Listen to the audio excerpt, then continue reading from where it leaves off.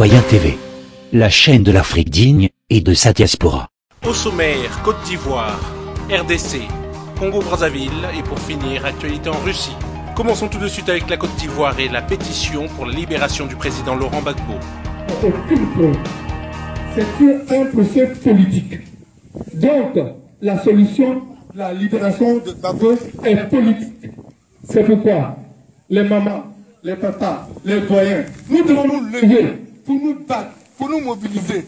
Parce que finalement, les Blancs, quand ils voient que vous êtes mobilisé derrière quelqu'un, ils vous respectent. D'ailleurs, les choses commencent à changer. Si vous avez vu dernièrement dans les journaux, les mêmes Blancs qui ont accusé Gbagbo d'avoir tiré, d'avoir pris ses avions pour tirer sur les soldats, ces mêmes-là disent non, c'est pas Gbagbo. Gbagbo ne peut pas faire ça, il est trop intelligent pour faire ça. Donc on est d'accord que Gbagbo est intelligent, non? Voilà. Quelqu'un qui est intelligent là, il doit faire ce qu'il prétend qu'il a fait. Donc, chers parents, voilà ce que je voulais vous dire et je voulais vraiment, au nom du camarade vice-président Amwakon, oui. Donc, je voulais vous remercier. Mais avant de céder le micro à quelqu'un d'autre, il y a des personnalités en Afrique, en Côte d'Ivoire, dans le monde, qui sont en train de se battre pour que la libération de Gbagbo soit rapide. Et pour cela, ils font ce qu'on appelle une pétition. C'est un texte dans lequel on dit qu'il faut libérer Gbagbo. Si vous êtes d'accord, vous signez, vous mettez le numéro de votre carte d'identité, vous mettez votre nom, vous signez, et ceux qui ne peuvent pas signer mettent leurs doigts comme ça dans l'encre et déposent en face de leur nom. Cette pétition, nous allons la faire circuler dans toute la Côte d'Ivoire, dans toute l'Afrique et dans tout le monde entier. Au niveau de votre village, les responsables politiques sont en charge de vous faire signer cette pétition. Il faut que les mamans, les papas, les enfants, tout le monde signe. Je veux que ici à Fata.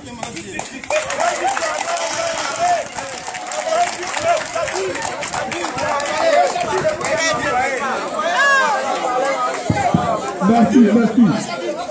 Tout d'abord, j'aimerais préciser que pour signer la pétition, on n'a pas besoin d'être électeur. S'il y a eu 569 voix aux élections, je veux qu'il y ait 5000 voix, 5000 signatures pour la pétition. Toi, le secrétaire général de section, je te confie et je te donne la responsabilité de faire 5000 signatures dans mon village ici. Voilà. Enfin, je voudrais, au nom du vice-président Amwakon, chef de délégation, vous dire merci. Dire merci à tous ces doyens. Et demander à la jeunesse de s'engager en fond dans la lutte. Merci aux mamans. Merci beaucoup. Et au revoir, à bientôt. Tout de suite, les titres de l'actualité en RDC. Une organisation réussie des élections, c'est le souhait du chef de l'État Joseph Kabila qui est allé se rendre compte ce vendredi de l'évolution du processus électoral en RDC. C'était au siège de la CENI. Et puis réforme de l'administration publique, Matata Ponyo a échangé avec le comité de pilotage ce vendredi. Question de faire le point sur l'état d'avancement de cette réforme qui vise la mise en place de la caisse de retraités. Tout de suite, actualité au Congo-Brazzaville. Déclaration de l'association Les Amis de Parfait Kolela, APACO, relative à la crise politico-militaire au Congo-Brazzaville. Depuis le 4 avril 2016, jour de la proclamation des résultats présidentiels qui ont confirmé le coup d'État électoral de Sassou Nguesso, notre pays, le Congo, est plongé dans une crise politico-militaire qui menace la paix, la quiétude de la population et la stabilité de notre pays.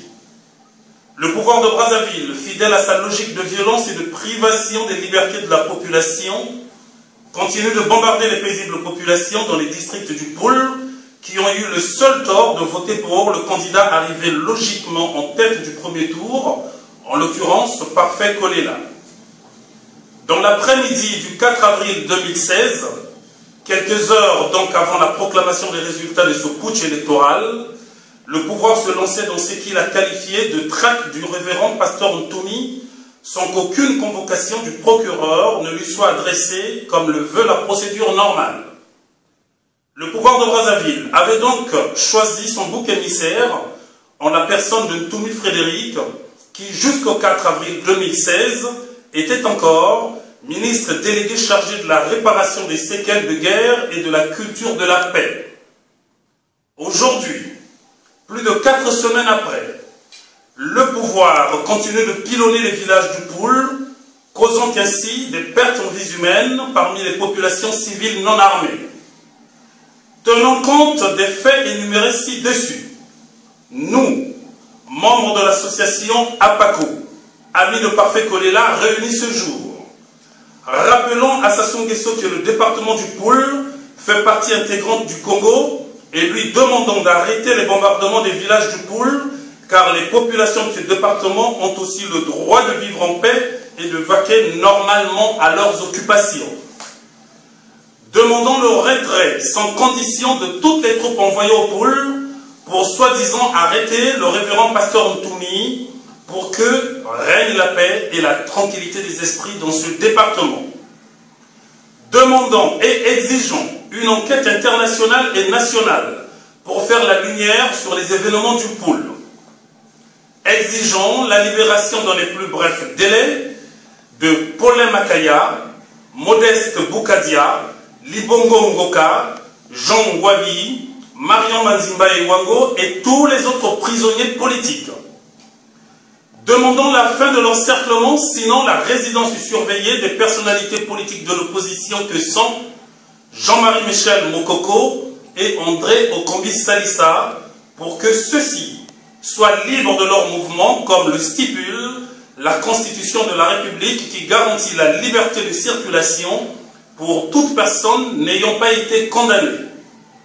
En appelant à la communauté internationale pour qu'elle manifeste l'acte décisif d'assistance d'un peuple en rupture de destin en contribuant à la tenue d'un dialogue inclusif entre les différentes forces politiques de notre pays. Réaffirmons une fois de plus notre soutien indéfectible à Guy Brice Parfait Kolela pour sa promptitude et sa clairvoyance politique sans égale, et l'exhortant de ne ménager aucun effort pour que la paix, la cohésion sociale et la démocratie soient toujours le credo qui détermine son combat politique. Vive la démocratie, vive la paix et vive le Congo. Fête à Nanterre, le 7 mai 2016, association Les Amis de Parfait Kolela. Et pour finir, actualité en Russie avec la commémoration du 9 mai.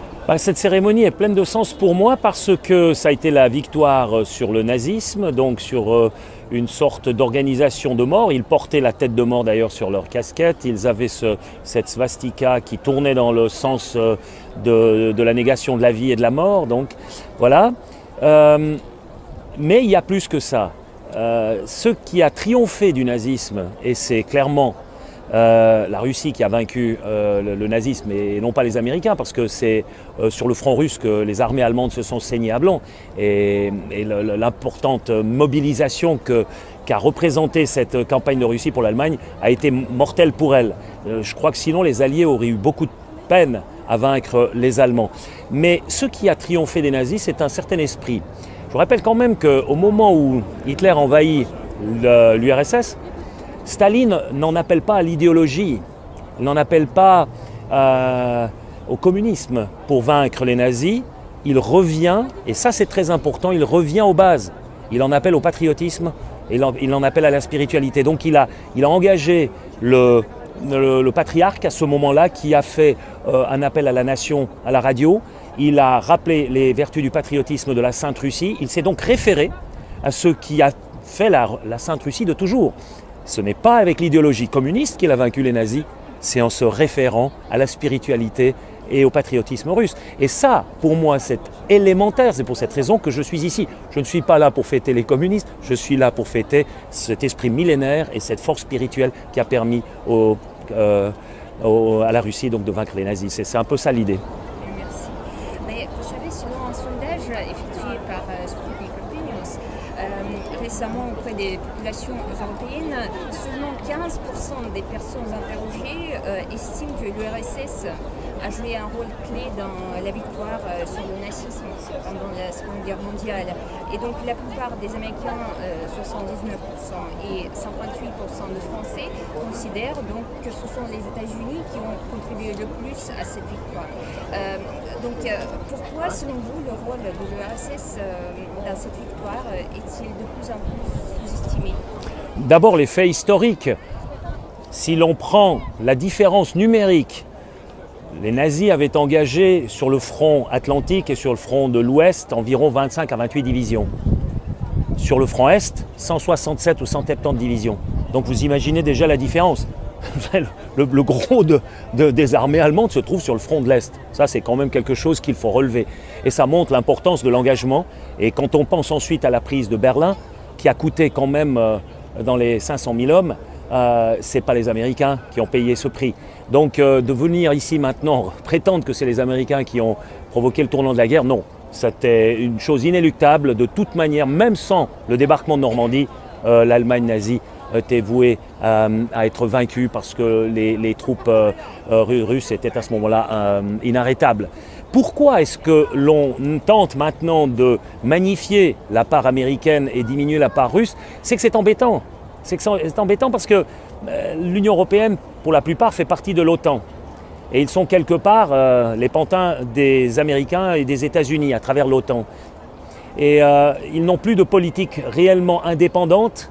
Ils n'ont plus la force militaire aussi pour avoir une politique indépendante par rapport aux États-Unis. Ce qui fait que, puisque les États-Unis veulent absolument empêcher que cette Europe se ressoude, que l'Europe constate qu'un futur lui est possible qu'avec la Russie et pas contre la Russie, et que la Russie n'est plus la Russie du bloc communiste. Il y a eu un changement profond qui s'est opéré en Russie, un changement qui a passé par une phase, disons, plutôt discutable avec les oligarques qui avaient pris le pouvoir sous Yeltsin. Ensuite, cela a évolué, et avec la venue de Vladimir Poutine, on a retrouvé quelque chose qui en appelle au patriotisme, mais dans un sens positif. Ce n'est pas le nationalisme exacerbé, c'est un patriotisme qui en appelle aux vertus millénaires de cet empire russe, de cette Russie profonde qui a tellement souffert dans l'histoire. Parce que s'il y a un peuple qui a souffert dans l'histoire, que ce soit sous les Mongols, que ce soit plus tard avec Napoléon, que ce soit avec les guerres, la Deuxième Guerre mondiale, etc., Deuxième Guerre mondiale, les Russes ont souffert énormément. Poutine montre l'exemple, et je crois que le futur de l'Europe, si l'Europe veut avoir un futur, eh bien, il se fera de concert avec la Russie, en considérant que l'Eurasie, si on veut, c'est une entité qui fait logique, qui fait sens, et que de tout temps, en tout cas jusqu'à l'Oural, qu'on le veuille ou non, la Russie fait partie du continent européen. Et moi, je suis venu ici parce que je tiens à cela. Je crois que c'est un message à donner. Je suis un des rares Suisses qui vient ici avec ce genre de message.